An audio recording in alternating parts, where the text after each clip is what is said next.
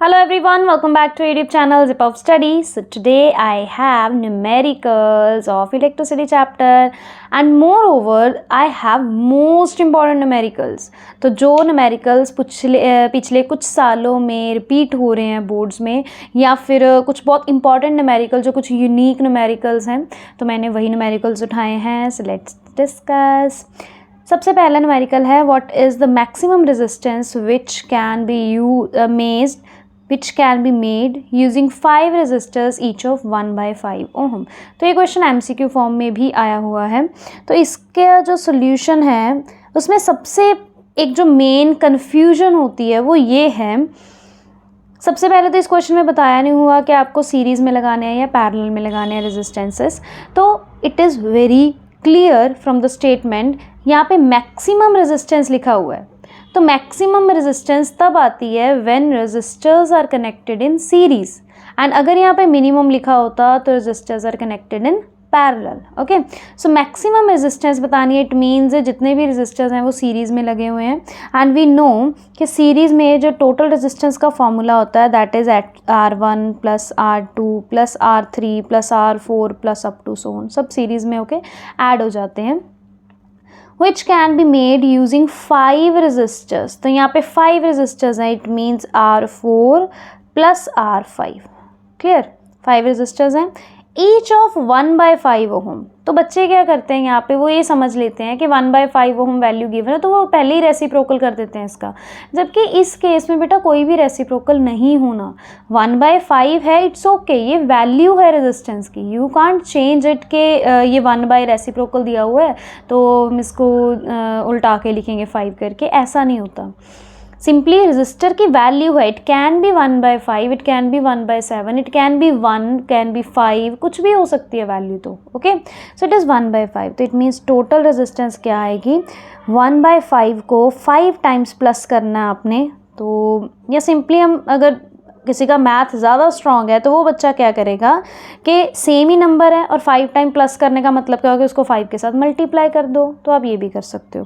और जब हम इसको सॉल्व करेंगे तो हमारे पास आंसर भी वही आएगा. It is 5/5 and answer will be 1 ohm. This is your answer. Okay, आगे चलते हैं. ये जो क्वेश्चन है ये बहुत इंपॉर्टेंट क्वेश्चन है. A cylindrical conductor of length L. एक कंडक्टर है जिसकी लेंथ आपको L गिवन है and area A has resistance R. Okay, तो एक कंडक्टर है जिसकी लेंथ L है, एरिया A गिवन है, रेजिस्टेंस R गिवन है. तो अगर ऐसा कुछ क्वेश्चन हो तो सबसे पहले तो आपको एक सिचुएशन सी बनानी है कि length L, area A, resistance R. Okay, तो हमें पता है इन तीन चीज़ों को रिलेट करने वाला हमारे पास एक ही फॉर्मूला है R equals to rho L upon A. Clear?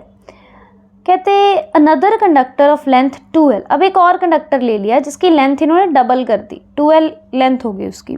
तो मतलब मैं यहाँ पे लिखती हूँ अगर मैं यही फॉर्मूले में फॉलो करूँ. कहते लेंथ 2L है, रेजिस्टेंस R है, सेम मटेरियल है. सेम मटेरियल का मतलब रजे यहाँ पे होता है कि रेजिस्टिविटी विल बी सेम.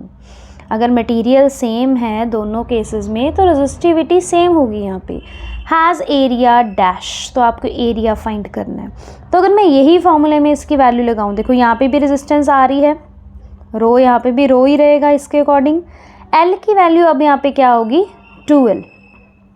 तो it will B 2L upon area यहाँ पे हमें फाइंड करना है. तो अगर मैं यहाँ पे इसको A1 लिख दूँ और यहाँ पे A2 लिख दूँ तो कि थोड़ा ईजी हो जाए सॉल्व करना. ठीक है जी.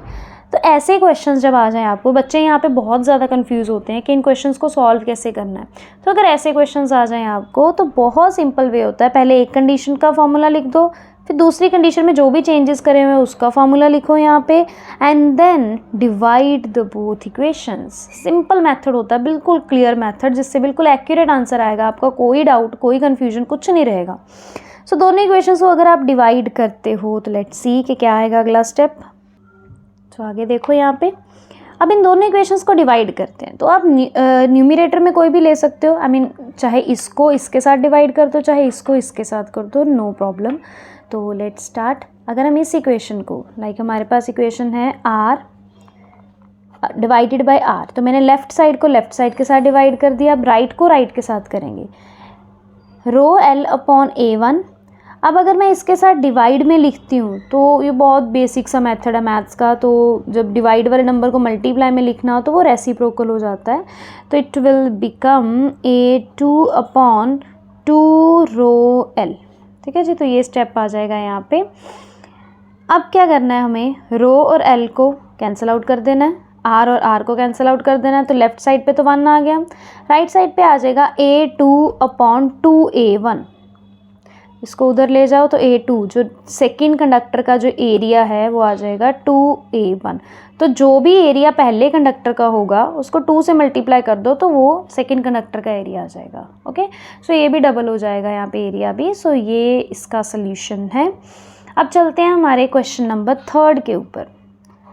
एक्चुअली अभी इंस्टीट्यूट में नहीं हूँ मैं, तो हमारे पास बोर्ड अवेलेबल नहीं है घर पे, तो इंस्टीट्यूट में है एंड तो आपको यहीं पे मैनेज करना पड़ेगा। सो आई थॉट कि बच्चों की स्टडी में कोई लॉस नहीं होना चाहिए, उसमें कोई कॉम्प्रोमाइज़ नहीं, चाहे मुझे घर पे नोटबुक के ऊपर वीडियो बनानी पड़े।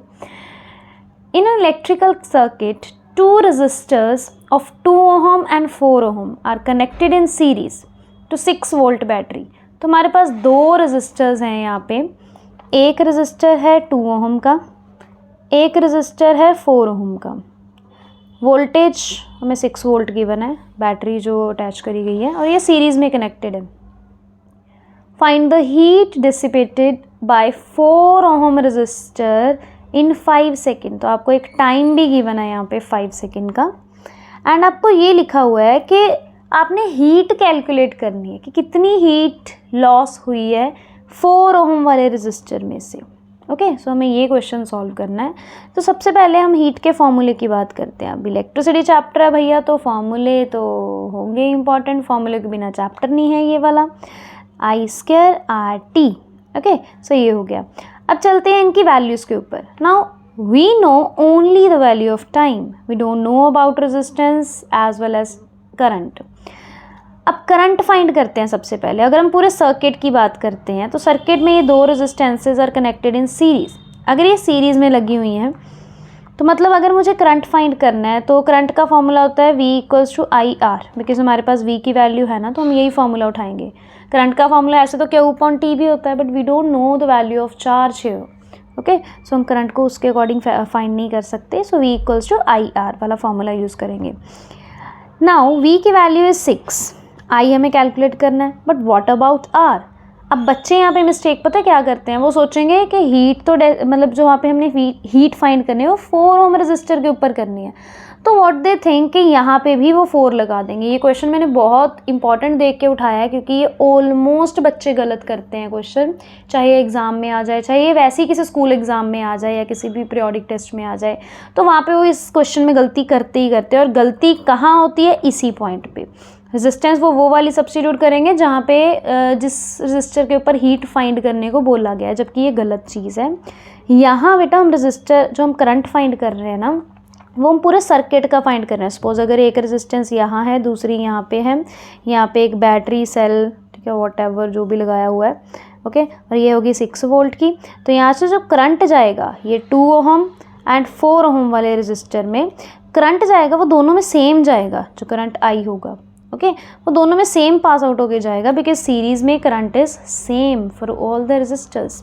तो इट मीन्स यहाँ पे करंट सबके लिए सेम है। तो हम यहाँ पे रेजिस्टेंस कैसे फाइंड करेंगे, दोनों रेजिस्टर्स की टोटल रेजिस्टेंस निकाल के, and we know they are connected in series. तो मतलब टोटल रेजिस्टेंस कितनी आ गई, 2 + 4 करके 6 ओम आ गई।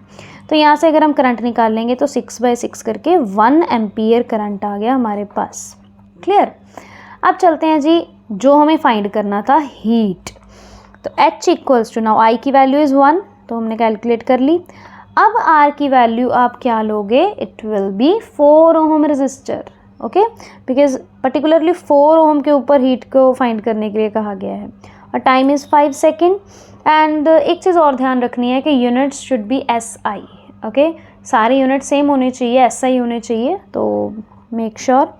तो ये हो गया 5 4 20 जूल हीट आ गई यहाँ पे।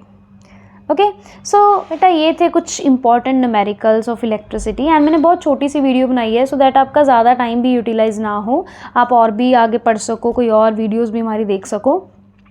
सो इसमें मैंने कुछ इंपॉर्टेंट न्यूमेरिकल्स उठाए हैं इलेक्ट्रिसिटी चैप्टर के, जो कुछ लास्ट ईयर्स में रिपीट हो रहे हैं। सो आगे वाली वीडियोज़ में भी हम ऐसी वीडियोज़ बनाते रहेंगे, ऐसे कंटेंट लेके आते रहेंगे। So stay in touch everyone, thank you so much and best of luck for your exams. Thank you.